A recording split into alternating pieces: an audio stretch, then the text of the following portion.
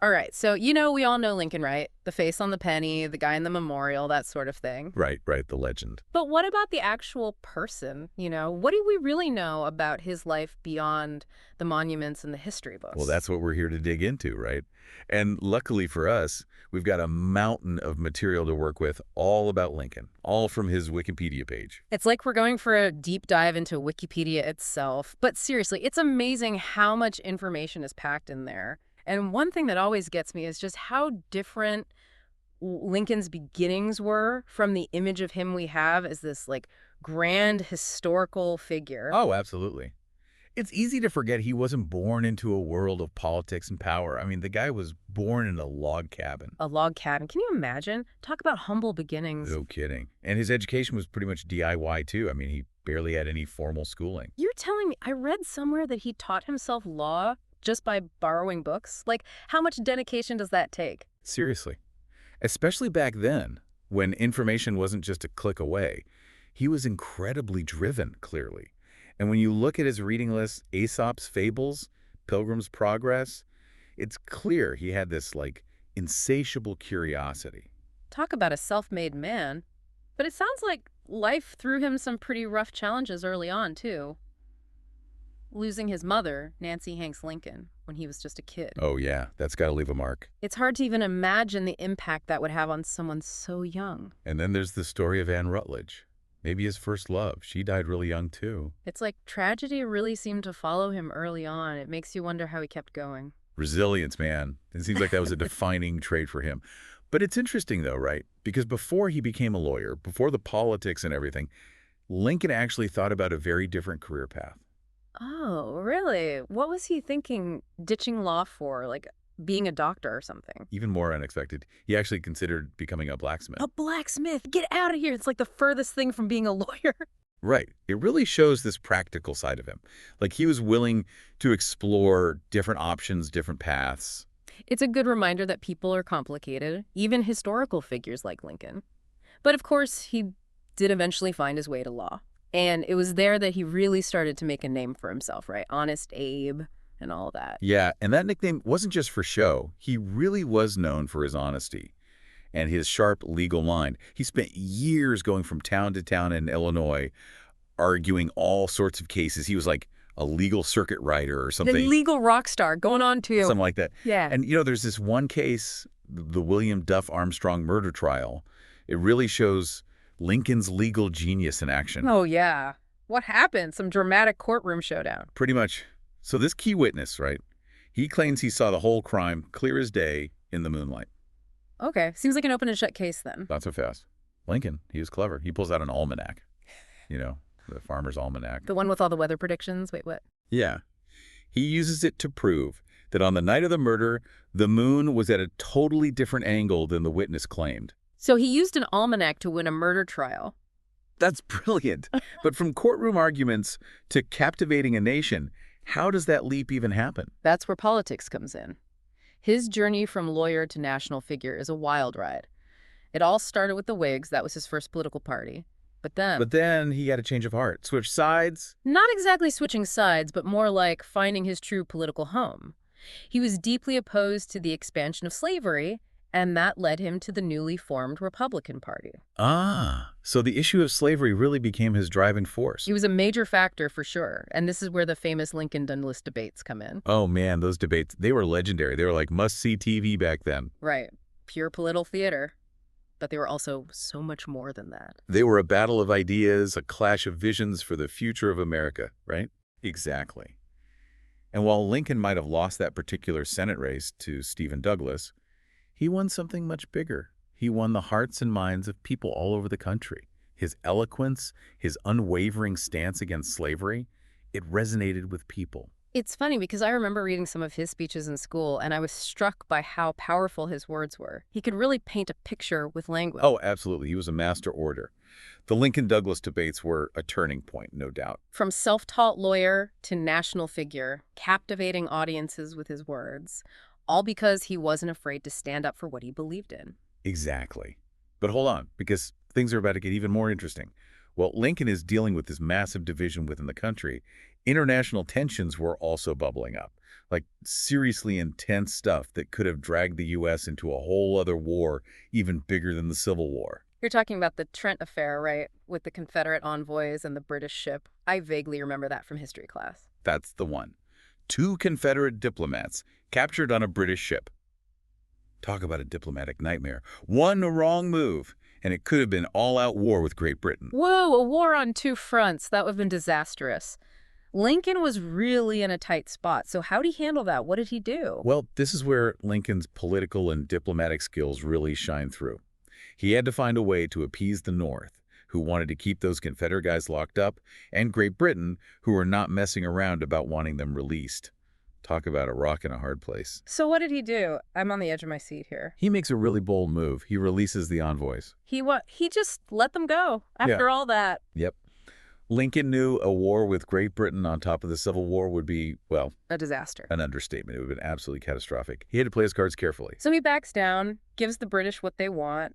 How was that seen back home? People must have been furious. It was a gamble, no doubt. But Lincoln, he was playing the long game.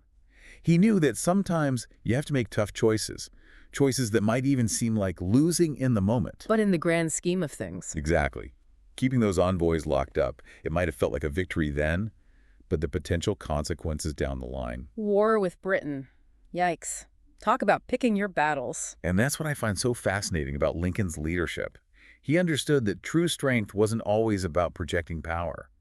Sometimes it was about knowing when to compromise, when to choose the less popular option for the greater good. It's a side of him you don't always hear about, like we think of Lincoln and it's the speeches, the Emancipation Proclamation. But the Trent affair, it shows a different kind of leadership, a quieter kind of strength. Absolutely. It takes a lot of guts to make that kind of call, especially when you're in the middle of a civil war already. It reminds me of what historian David Hobart Donald called Lincoln's negative capability. Negative capability. I've heard that term before, but I'll admit I'm a little fuzzy on the details. It's a concept borrowed from the poet John Keats. Basically, it means being okay with not knowing everything, being comfortable with uncertainty. So not charging into every situation with a predetermined answer. Exactly. It's about being able to hold multiple possibilities in your mind at once, not forcing things into neat little boxes, which, let's face it, can be tough, right? Oh, tell me about it. We humans love our easy answers, black and white thinking. Right. But Lincoln, he embraced the gray areas. He wasn't afraid to say, I don't know, or even change his mind as he learned new information. It's surprisingly refreshing, honestly, especially for a politician. But it makes sense when you think about it. Life's messy. There aren't always easy answers. Exactly. And leadership isn't about having all the answers. It's about asking the right questions, gathering information, being flexible enough to change course when you need to. It's funny because when you look back at Lincoln's life, even before the presidency, you can see that negative capability in action. I mean, he was self-taught, he tried out different professions. He was a man of contradictions, that's for sure. But he was always learning, always evolving. Always growing, which, when you think about it, is kind of the opposite of putting someone on a pedestal. It makes him more real, more human. Absolutely. And it's in those messy, uncertain spaces where he often did his best work. Yeah. Like, take the Yosemite Grant, for example. The Yosemite Grant. Wait, as in Yosemite National Park, what does that have to do with anything? Think about it. It's 1864, the Civil War is raging, and Lincoln. He signs a grant about a park. He signs a grant protecting Yosemite Valley. Can you imagine? The weight of the nation is on his shoulders, and he's thinking about preserving a natural wonder for future generations. Wow. That's kind of amazing, actually. Like a little beacon of hope in the middle of all that chaos. Exactly. And it's not just some symbolic gesture either. It laid the groundwork for the national park system we have today. I had no idea. Talk Yeah. about a lasting legacy. But it makes you wonder what else he was thinking about, What other issues were on his mind that we don't often talk about? It's a great question. And it leads us to one of the most complex and debated aspects of Lincoln's legacy, his views on race and equality. This is where it gets really tricky, right? Because we have Lincoln, the emancipator, the guy who freed the slaves. Yeah, he's the great emancipator. But his views on race, they were more complicated than that simple picture, weren't they? Absolutely. Mm. Lincoln was living in a very different time.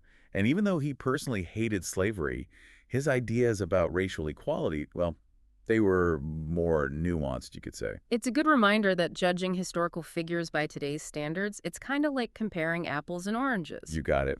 And Lincoln, He was wrestling with this huge question. How do you create a just society, fair society, Yeah. when you've got this legacy of slavery holding everything back? And he had to balance his own beliefs with the political realities of his time. It couldn't Wow. have been easy. Not at all. And that's why his legacy is so fascinating, even today. Here's a man who signed the Emancipation Proclamation, changed the course of American history. But he was still grappling with these really tough questions about race, about equality, about what it really meant to be free in a country still so deeply divided.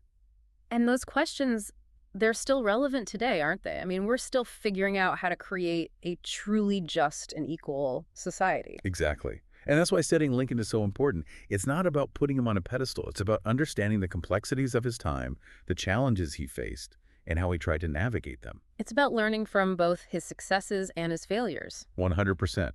Because even in his flaws, we can find valuable lessons. We can see how someone grappled with tough questions, even when there were no easy answers. It all comes back to that negative capability we were talking about, doesn't it? That ability to be comfortable with not knowing everything, to sit with uncertainty. Yep. And in a world that often feels obsessed with easy answers, with black and white thinking, Lincoln's approach, it feels refreshing, don't you think? Totally. It's like he was able to see the bigger picture, even when things were messy and confusing. And maybe that's something we can all learn from, embracing the gray areas, Yeah. being open to different perspectives. So for our listeners out there, the folks who want to go beyond the statues and the history books, where should they go next? How can they really dig into Lincoln's life and legacy? Read his own words, his speeches, his letters, even his early poetry. There's a treasure trove of stuff out there. It's like getting into his head, right? Exactly. And don't be afraid to challenge what you read. Look for different interpretations. Ask tough questions.